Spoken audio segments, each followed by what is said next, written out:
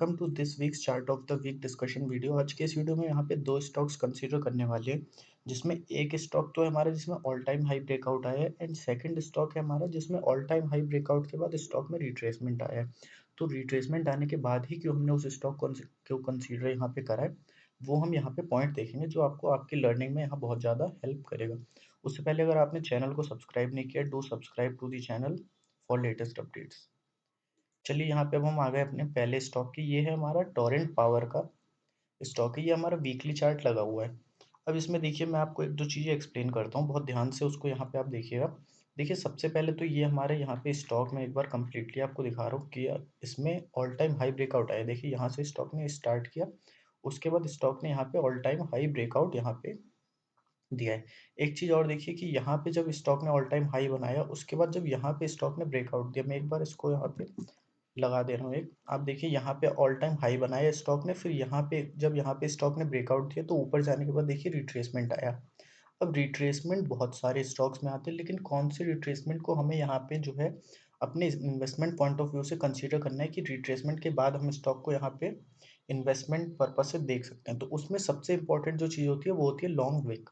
देखिए इस स्टॉक में यहाँ पे मैं थोड़ा आपको बड़ा करके दिखाता हूँ। यहाँ पे देखिए लॉन्ग विक हमारी दिख रही है, जिसकी मदद से इससे पता चलता है हमारा कि स्टॉक नीचे तो आया, लेकिन उसी दिन ये हमारा वीकली चार्ट है तो उसी वीक में स्टॉक यहाँ से रिवर्सल करके ऊपर यहाँ पे जाके क्लोज हुआ। फिर यहाँ से स्टॉक देखिए अपवर्ड मूवमेंट, इतना अच्छा अपवर्ड मूवमेंट यहाँ पे स्टॉक बनाते हुए इतना ज़्यादा यहाँ पे प्रॉफिट स्टॉक ने हमें यहाँ पे दिया।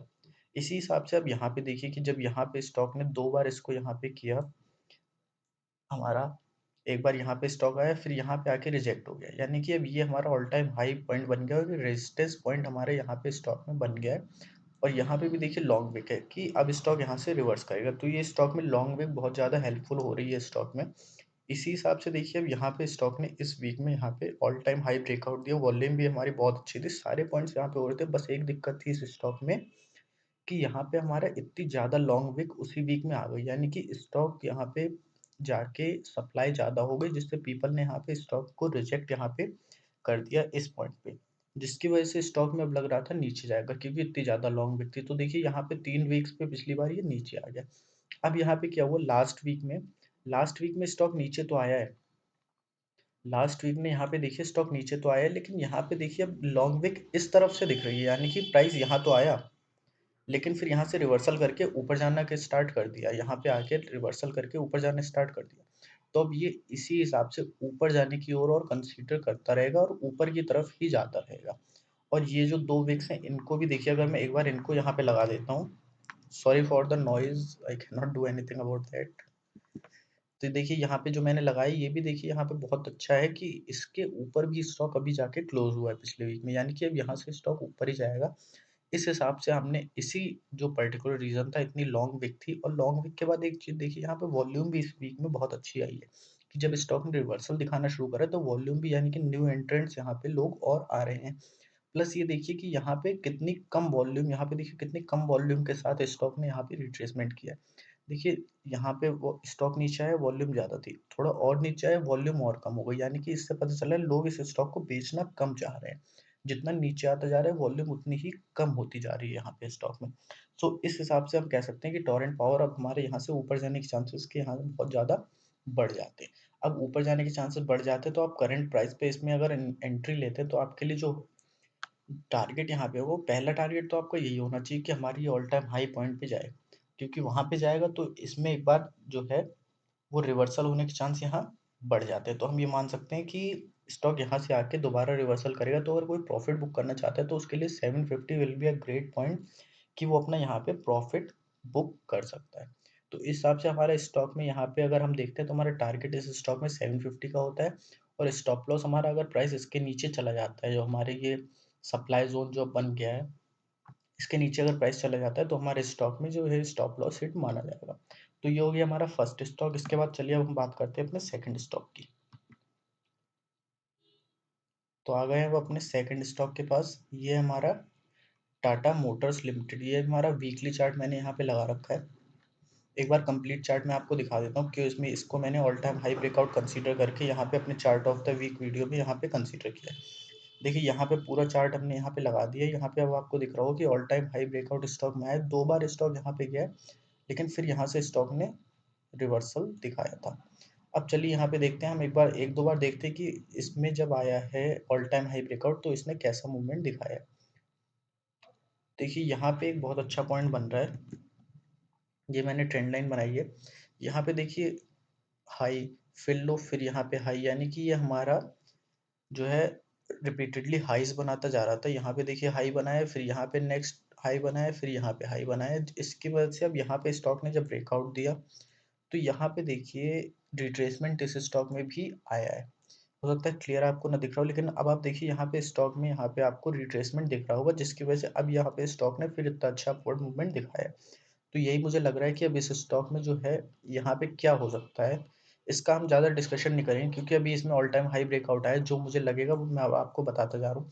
इसमें अब देखिए मुझे जो ज़्यादा चांसेस लग रहे हैं कि स्टॉक यहाँ से हल्का सा ऊपर तो जाएगा, लेकिन तुरंत ही फिर ये रिट्रेसमेंट करते हुए वहां से आप वापस इस लेवल पे इसके आने के चांसेस थोड़े बढ़ जाते हैं, ऐसा मुझे लग रहा है।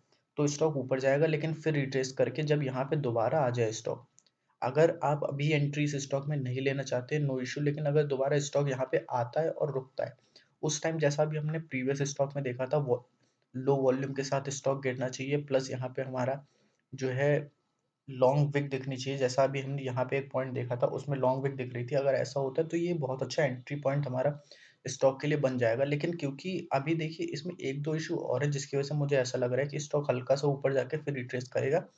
एक तो हमारा होता है सबसे ज़्यादा इम्पोर्टेंट चीज़ कि वॉल्यूम। देखिए स्टॉक में बहुत ही अभी लो वॉल्यूम आ रही है।